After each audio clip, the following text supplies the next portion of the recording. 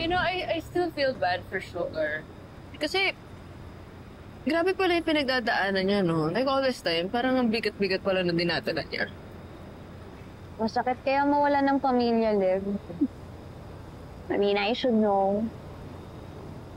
I don't get why Sugar wouldn't tell us na kapatid niya yung Byron. Like, what's the point? Amelie, what the hell were you thinking? Tinawagan mo si Atty. Vivero to represent Zach's killer? Tita, hindi naman po si Sugar yung killer. Hindi rin po siya yung suspect. Was this your idea? Wala na ba kayong makuhang public attorney ng mama mo para tulungan yung border nyo, kaya yung lawyer kung binulabog nyo? Tita, wala na po talaga kasi mahanap na ibang lawyer, kaya... Isa ka pa. Law student ka pa naman, gamitin mo yung utak mo. Ma, stop it! It was my idea, okay? Huwag mo silang sisihin. I called Atty. Vivero to help my friend. Friend? So ngayon, kaibigan mo na yon?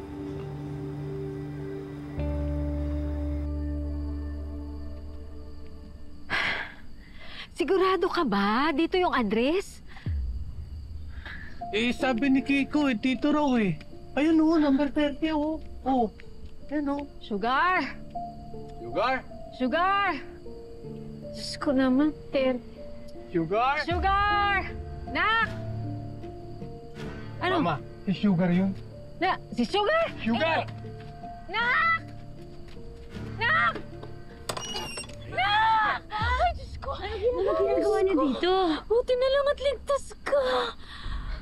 Ay, ano pa talaga ang nangyari? Bakit ka dinampot ng mga pulis? Paano niyo po nalaman yun? Eh, ito, pinakita sa amin ng kapatid mo. Sinusundan daw niya yung page na yan para sa Justice for Coach Sack. Eh, may nag-upload ng picture mo. Nakita namin, dinadampot ka na ng pulis. Anak. Magtapat ka sa amin ng mama mo, ha? Magsabi ka ng totoo. Umamin ka. Ikaw ba talagang pumatay kay Coach Sack?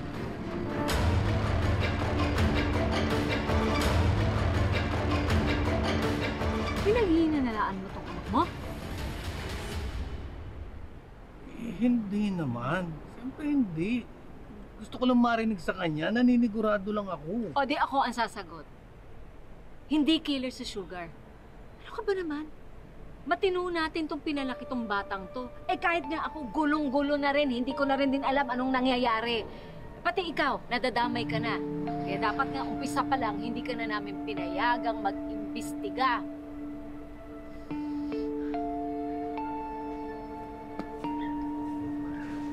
Ako nga kasi ang dapat gumagawa ng mga ginagawa mo. Ako ang padre di pamilya. Ako dapat ang naghahanap ng hustisya para sa kapatid mo, hindi ikaw. Kababae mong tao. Wala naman yun sa kung babae ka o lalaki ka eh. Kahit babae po ako, kaya ko makipagbardagulan. Di ba? Tumahimik na nga kayong dalawa. Alam niyo, mahal na mahal ko si Byron. Kaya pwede, ipasa Diyos na lang natin kung ano man ang mga nangyari sa kanya. Hindi naman natutulog ang Diyos eh. Bibigyan niya ng hustisya ang mga inaapi. Hindi po ganun dadating ang hustisya, ma. Hustisya dapat pinaglalaban. Pinagtatrabahuan.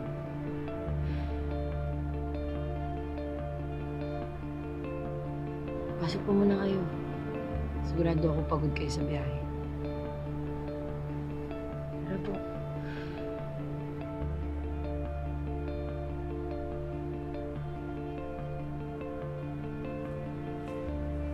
Stop defending them!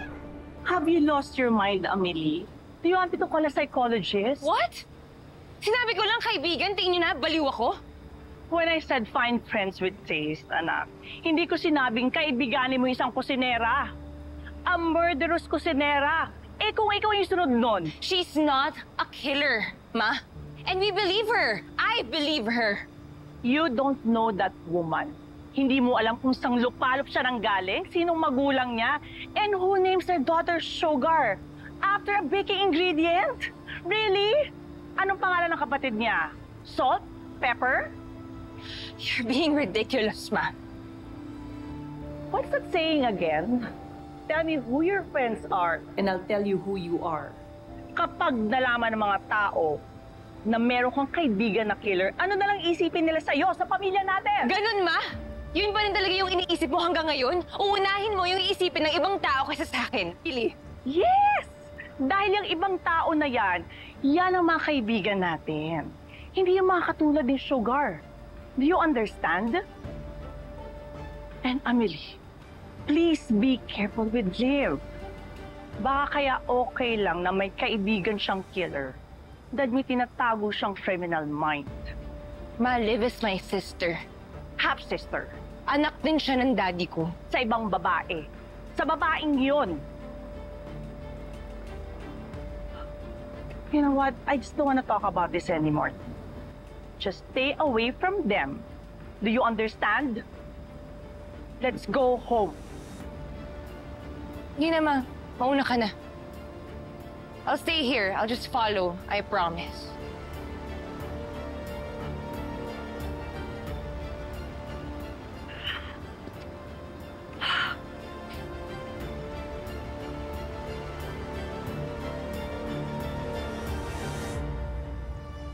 Sabi naman si Tita.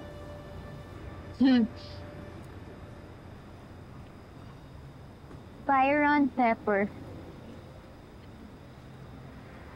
Yes, I'm sorry, Pati tuloy kayong nasigawan. Aba, okay lang yun. Tsaka sanay naman na ako kay Tita Marga.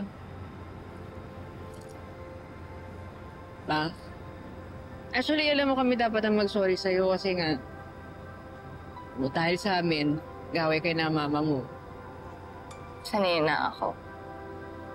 Sanay na rin ako na inuuna niyang isipin yung feelings ng ibang tao kasi sa akin. And you know I love you both. My gosh, I'd take a bullet for you guys. Ganun ko kayo kamahal, guys. I love you. You know that. We all know that squad girls. Stick together. I really love you guys.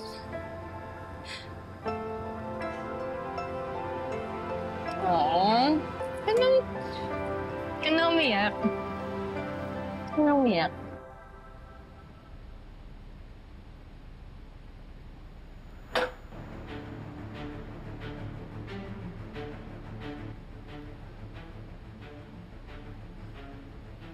You let my son's killer get away.